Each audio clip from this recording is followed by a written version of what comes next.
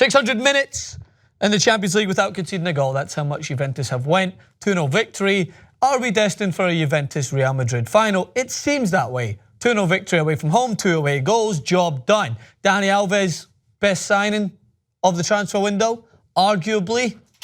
Much better than Paul Pogba, I'll tell you that. But either way, we need to figure out one thing.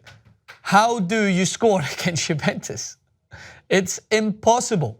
Gigi Buffon with the back four or back three, because by the way, they adjust. Sandro, Barzagli, Bonucci, Materazzi. He's not playing. Chiellini. They have a phenomenal system which allows them to adjust. But one thing that Allegri's done that's just been arguably one of the best decisions was bringing Dani Alves to play for Juventus, because he is allowed to thrive. Dani Alves was always he's probably arguably the reason why attacking fullbacks came to fruition. Fullbacks were always great. Roberto Carlos would bomb up and down the line. Cafu would bomb up and down the line. Dani Alves adjusted it a little bit more so and made it like 85% attacking and the rest defending. And it was sometimes detrimental to the system. But in Barcelona, I think they sold him too early, because look at the problems they've had in the fullback area. But today, 2 assists from Dani Alves, because he's playing more of a right mid position than he has to defend. And that just allows him to thrive. Beautiful back heel into the path of Higuain for the first goal. Higuain, by the way, the guy that was criticised for signing for Juventus because he wasn't clutch. 2 goals in a Champions League semi-final. I mean, come on. People just base it on finals. Like, he didn't score in the World Cup final, blah, blah, blah. Like, he is a clutch player and he scores in big games. It's just whether or not it's the big game you want to pay attention to. This is a big game. This is when you need your biggest players. Monaco are by no means an easy team to get past. Juventus made it look like it was a comfortable victory. But Monaco were not bad. In the first half, they should have had maybe even 1 or 2 at least. They were looking dangerous from cross balls. But Buffon, we know, is expected to make those saves.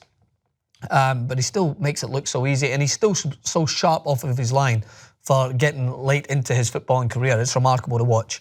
So I got to give so much credit to them. But back to Alves, the second goal is just it's just a beautiful piece of football. The way that he spots Higuain making the run deep, sees that the defender's a little startled and hasn't got his positioning right, floats it beautifully weighted, and Higuain puts it home.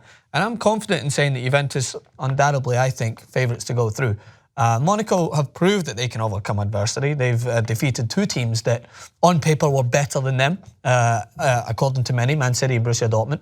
But this Juventus team, they don't give up goals. 600 minutes, man, that's crazy. That is absolutely crazy in the Champions League to just not concede goals. So all credit to Juventus, the old lady, proving that old lady is as frigid as ever.